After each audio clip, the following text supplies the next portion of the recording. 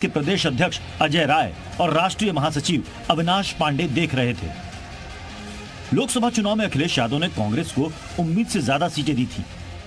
अब ये तस्वीर देखिए, एक दूसरे का हाथ पकड़े राहुल गांधी और अखिलेश यादव की ये तस्वीर लोकसभा चुनाव प्रचार के वक्त की है, जब राजनीतिक नफा नुकसान के लिए दोनों एक साथ आए थे।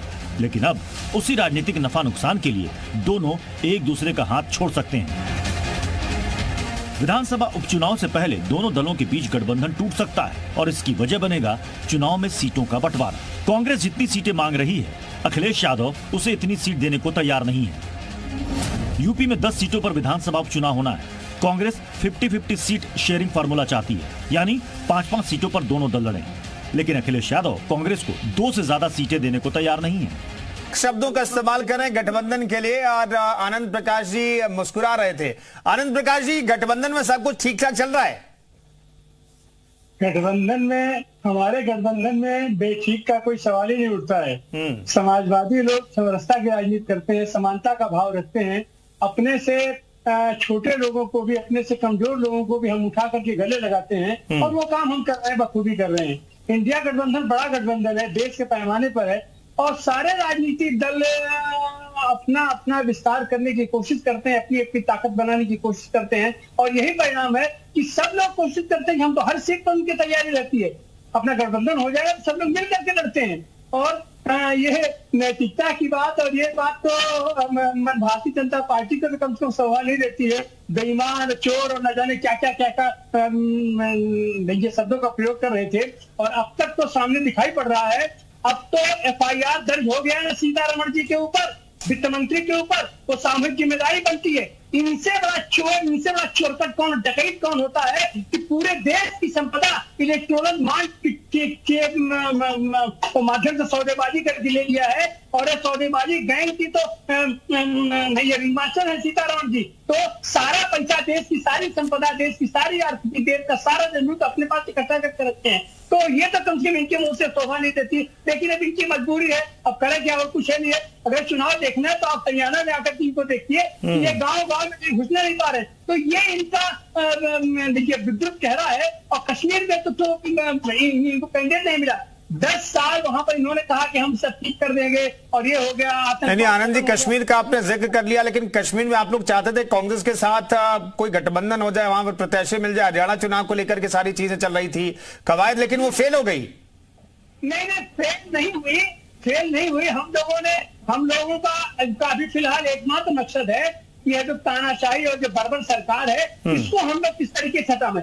अभी कांग्रेस वो 70 तक इस बातों को नहीं पहुंच पा रही है।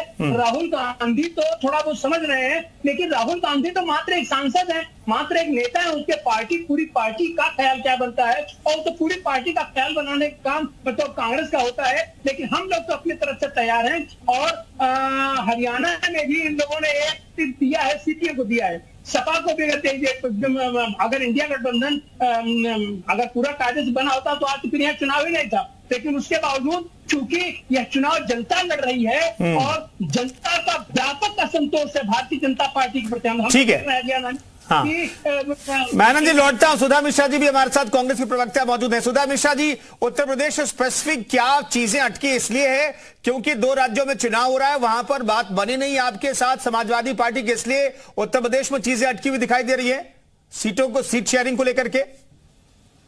तुष्टिकरण का कार्य करेंगे, हिंदुओं को जातियों में बांट देंगे, एक धर्म के विकास के लिए कार्य करेंगे, सिखों की हत्याएं करा देंगे, देश में इमरजेंसी लगा देंगे, हिंदुओं को आतंकवादी कर देंगे। ठीक है आनंद जी, फिर कुछ रिस्पॉन्ड करना चाहते हैं। उनकी हंसी और मुस्कुराहट बहुत कुछ कहती है।